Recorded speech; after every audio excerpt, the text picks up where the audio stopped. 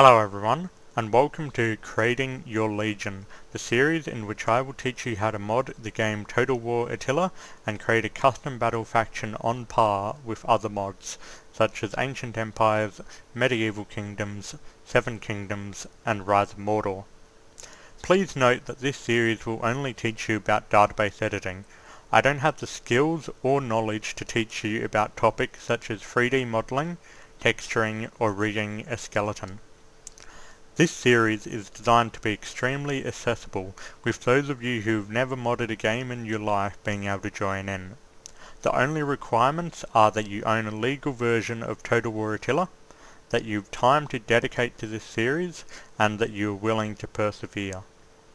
In this episode I will go over the finished product, then I will tell you all of the tools that are required, and then finally I'll introduce you to all of the tables and entries that we'll be editing over this series.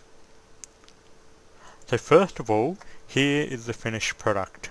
I'll give credit to everyone whose work I'm using at the end of this video.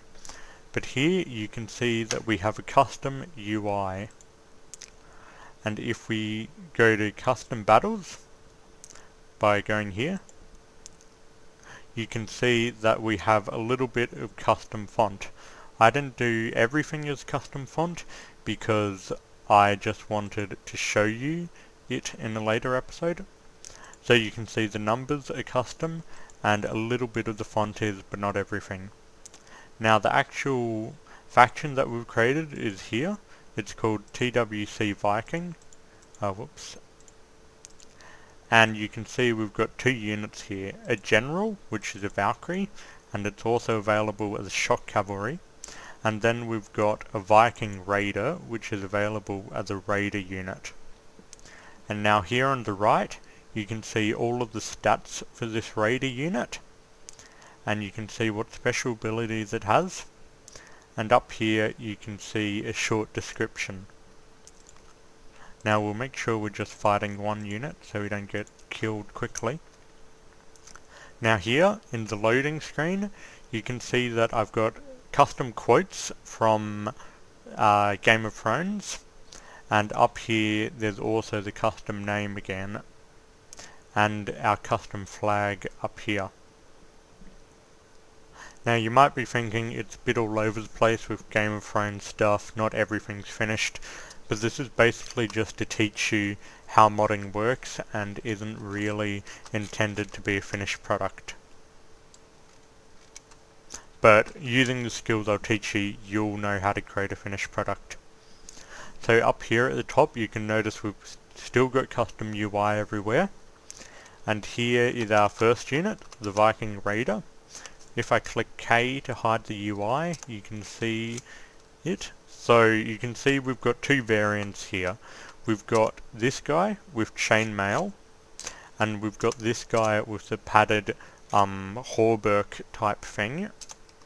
And there's quite a few different types of chainmail here. There are 3 different types of chainmail, and they've all got different types of shields and different weapons.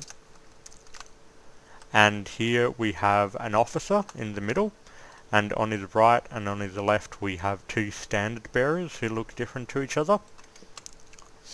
And now over here is our Valkyrie unit, and you can see 2 different types of horses, a black one with just like saddles on it and blankets, and one with a bit of armor. And you can see they've got different types of armor, so you've got some with just hair, and here's another one with a different type of hair. Then you've also got these ones with the helmets and the different breastplates. And I've actually created custom animations for both of these people. So if we start the battle and make them move forward, you can see that these guys are running crazily. That's custom animations I've created. And for these guys, I've combined the animations of shock cavalry and spear cavalry. So that's the in-game changes. You'll also notice that I've created a special ability down here, which provides morale boost to units within a 75 meter radius.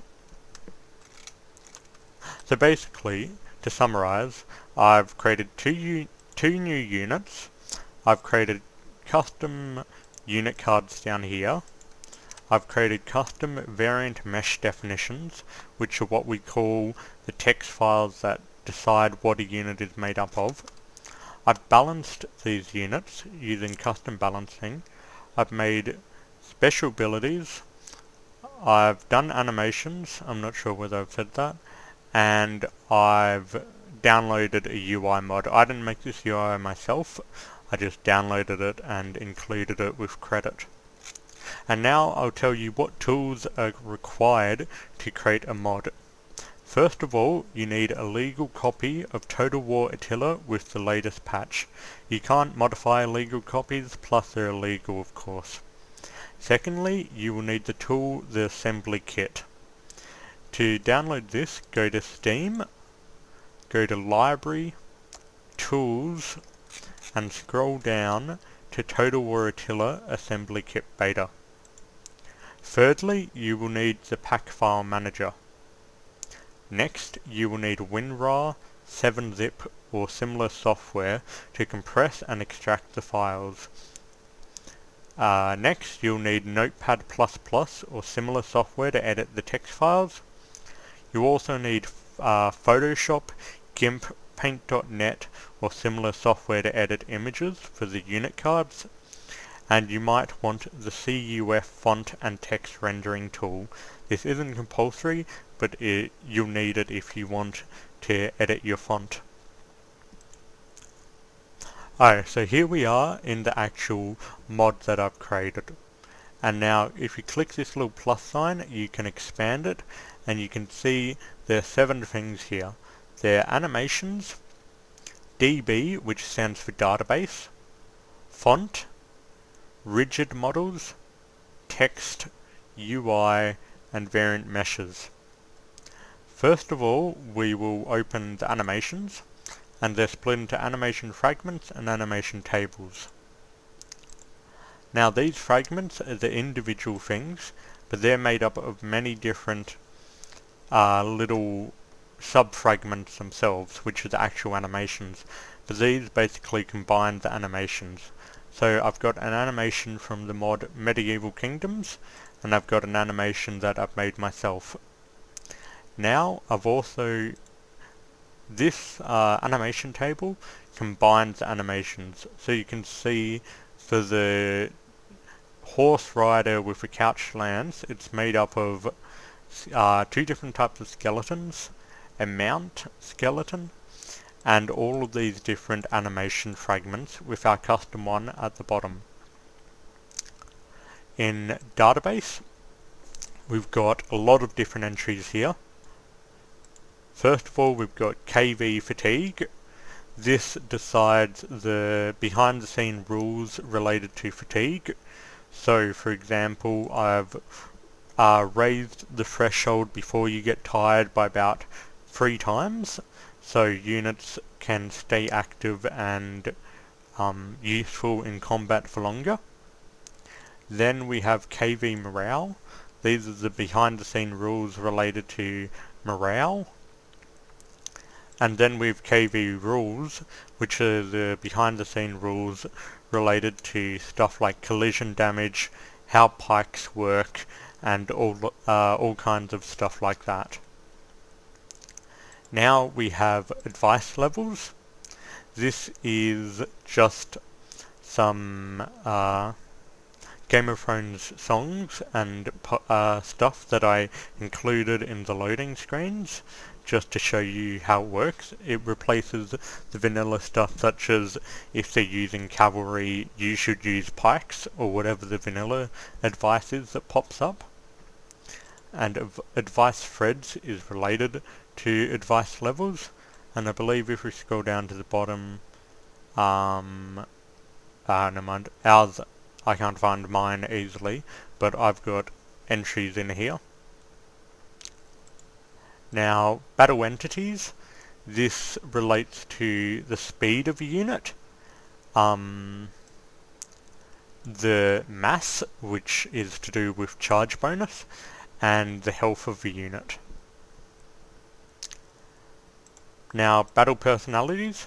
This is related to the officers and standard bearers and what type of animations they use and what type of variants they use, what they look like. CDIR military generator unit qualities. I'm not quite sure what this does, but I believe it's to do with order resolve, so you don't necessarily, like, you need this table for it to work, but it doesn't necessarily have all that big of an actual impact. Faction color. This provides a color for all of the units in your faction. Without this, your units will generally be a really ugly bright purple, which in this series my units were for quite a while. Factions. This is the actual faction we've created.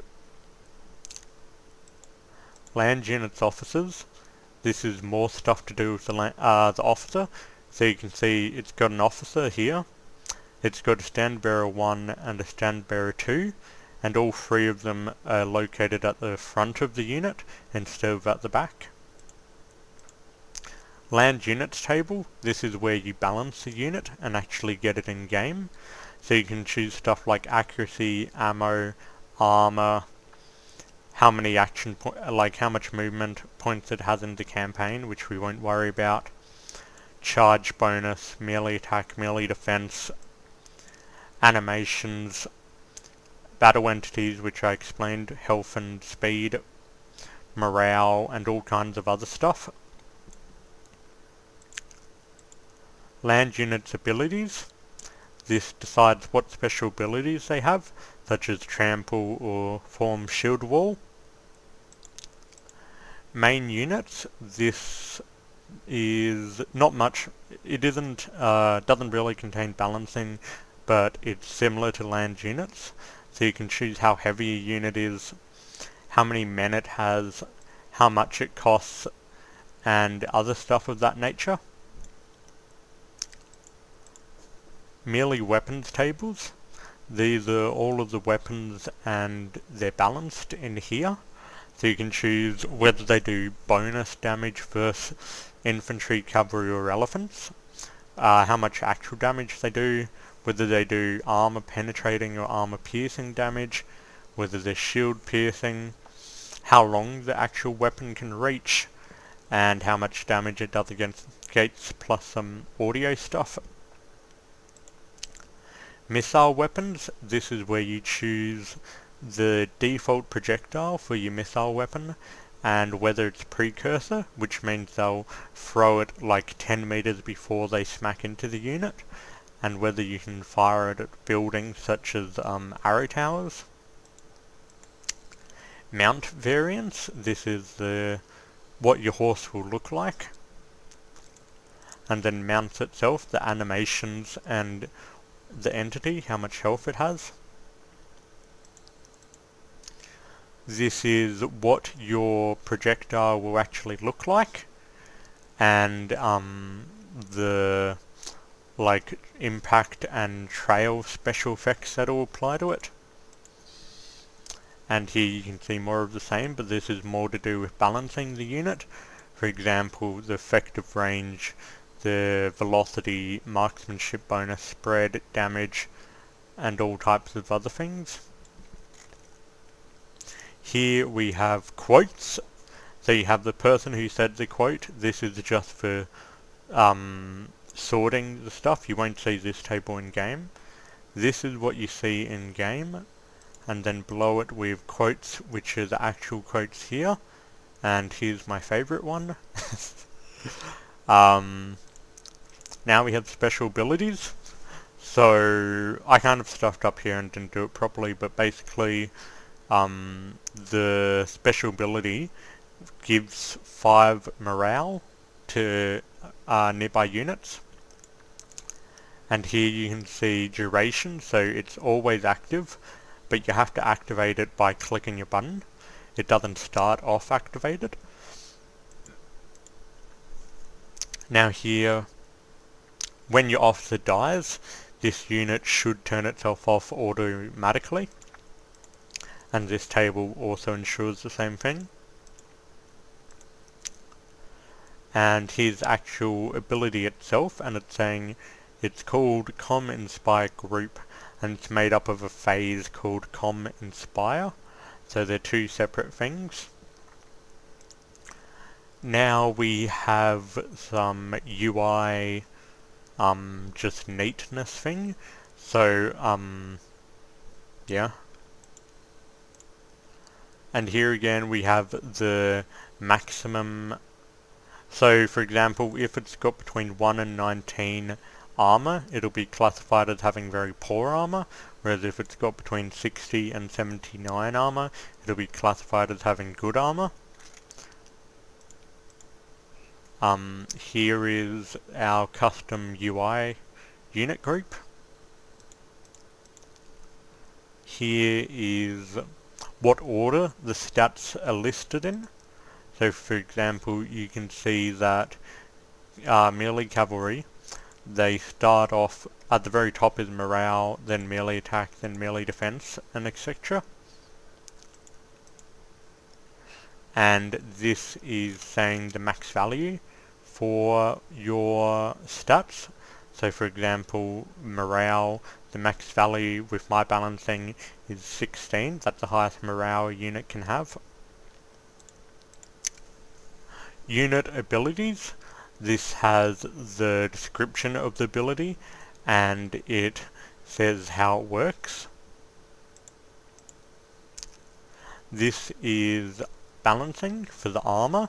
So you've got how much armor the actual armor gives you, and what audio it sounds like. Then we have attribute groups. So Viking's attribute Raider. If we go to the next thing, you can see that Viking's attribute Raider is made up of being able to hide in a forest, being impetuous, and being able to resist the cold. And here are two tables for short descriptions. Here we have the spacing, so you can decide how spread out a unit is. Here we have special abilities, so more stuff on the special abilities. We have the variant colours, so this is similar to faction colours. We have the variant itself, so what it's called, what the unit is, what it's called, what it looks like, what the unit card is called, and how tall it is. Here we have what faction the unit belongs to, and the unit itself, whether it's a general, and whether it's allowed in sieges.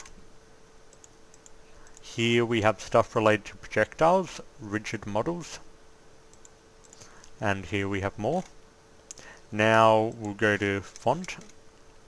I'll do that. So here I've just got, I only changed the 12 size font instead of changing all of the fonts because I was just showing off how it works, and a lot of people might not want to change the font because it's incredibly hard to actually make it look decent. Now rigid models, projectiles, this is just the model that decides like that they'll throw, so our Viking Raider unit can throw a brick.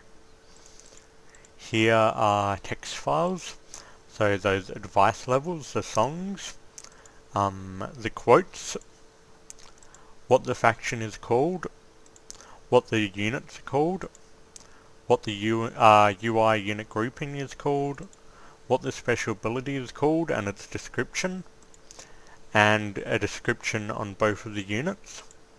Then UI, this is, I didn't make much of this.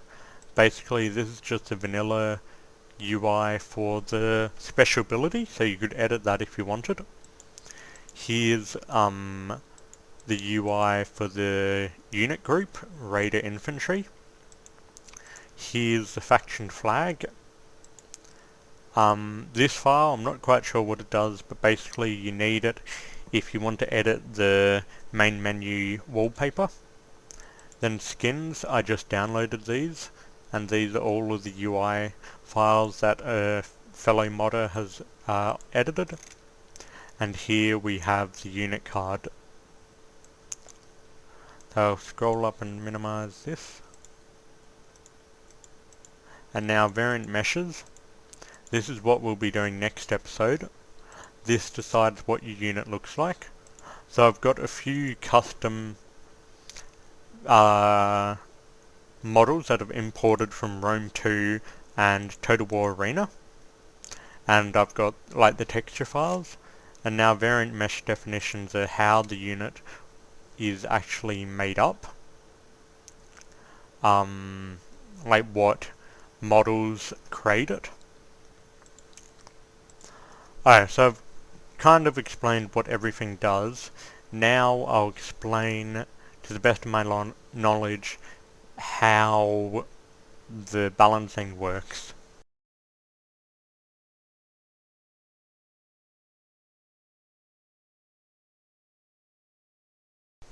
So to see what each stat does, such as melee attack, melee damage, morale and stuff, how it actually works in game, you can just go in game and hover over it.